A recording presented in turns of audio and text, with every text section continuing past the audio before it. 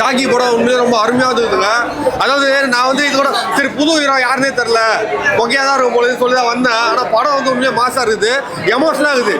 எனக்கு அந்த ஆடுகளம் படம் அந்த போது தனுஷ் கூட எந்த அளவுக்கு எமோஷன் டச் ஆச்சோ அந்த மாதிரி இந்த படத்தில் எமோஷனலாக இருக்குது. சூப்பராக இருக்குது. ஃபைனல்லாம் பிளாஸ்ட் சூப்பராக இருக்குது.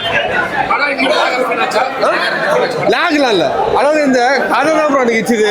கிடாசனெல்லாம் பிளாக் பண்ணியிருக்காங்க, தடை பண்ணியிருக்காங்க. அதை வந்து எடுக்கக்கூடாது.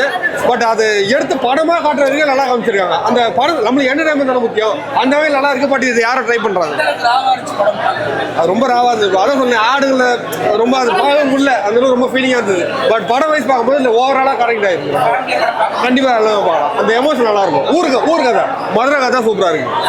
எல்லாருமே படத்தை வந்து பார்க்கலாம், கண்டிப்பாக நல்லா இருக்கு. ஸோ எல்லாரும் படத்தை வந்து ட்ரை பண்ணி பாருங்க. படத்தோட கான்செப்ட் வந்து பார்த்தீங்கன்னா ஜாக்கி ஃபைட்டு தான். பட் ஆனால் வந்து ஆடு காலத்தை கம்பேர் பண்ணி சொல்லியிருந்தாங்க. ஸோ அதோட வந்து பார்த்தீங்கன்னா இது வந்து கொஞ்சம் நல்லா இருக்கு என்ன பொறுத்த வரைக்கும். ஏன் அப்படி சொல்கிறேன்னு பார்த்தீங்கன்னா அதில் வந்து லவ் ஸ்டோரிஸ் அதிகமாக வரும், சாங்ஸ் அந்த மாதிரி கொஞ்சம் ஃபீலாக போகும், கொஞ்சம் ரவுடிசம் மாதிரி போகும். இதுலேயும் ரவுடிசம் மாதிரி தான் இருக்குது. பட் ஆனால் வந்து ஜாக்கி ஃபைட் அந்த காளியோட வந்து ஹீரோக்கு எப்படி எமோஷனல் டச்சாக வந்து இருக்குது அப்படின்றது அதோட கான்செப்ட். ஸோ எல்லாருமே ட்ரை பண்ணி பாருங்கள் கண்டிப்பாக. ஜாக்கி மூவி நல்லா இருந்துச்சு. ஒரு டிஃப்ரெண்ட்டான ஒரு கான்செப்டில் நல்லா எடுத்திருந்தாங்க. நம்ம எப்படி லைக் நம்ம ஜல்லிக்கட்டு பார்த்துருப்போம், இல்லை ஆடுகளத்தில் வந்து 2 கோழி சண்டை போடுறத பார்த்துருப்போம். ஆனால் ஃபர்ஸ்ட் டைம் சென்னையில் இருக்கிறனால நான் சொல்கிறேன், நான் 2 ஆடு சண்டை போட்டு நான் இப்போ தான் பார்க்குறேன். ஸோ அந்த விதத்தில் இது கொஞ்சம் டிஃப்ரெண்ட்டாகவும் இருந்துச்சு, நல்லாவும் இருந்துச்சு. அப்புறம் சாங்ஸ் எல்லாம் வந்து ஒரு சில இடத்துல வந்து தவிர்த்துக்கலாமோ அப்படின்னு தோணுச்சு.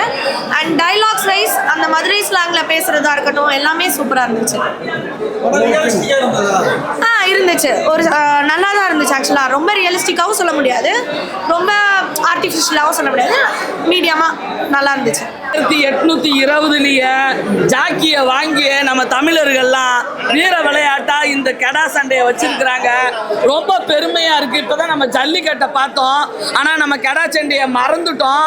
அந்த மறந்து போன சண்டையை வந்து பிரகாபாலா, டாக்டர் பிரகாபாலா சார், நீங்க யாருங்க சார்? உங்க வரலாறு எங்களுக்கு தெரிஞ்சாகணும். செம்மையா வந்து படத்தை எடுத்திருக்கீங்க. 2 கிருஷ்ணாஸை போட்டு ராமரையும் கார்த்தியையும் கலக்கி எடுத்திருக்கீங்க.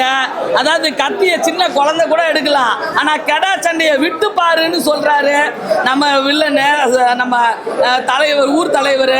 அதே மாதிரி கண்டிப்பா களத்துல சந்திப்போம், கத்தியில வேண்டான்றத வன்முறை என்னைக்குமே தீர்ப்பாகாதுன்னு சொல்லிட்டு ஒரு கெடாவை வச்சு தமிழனோட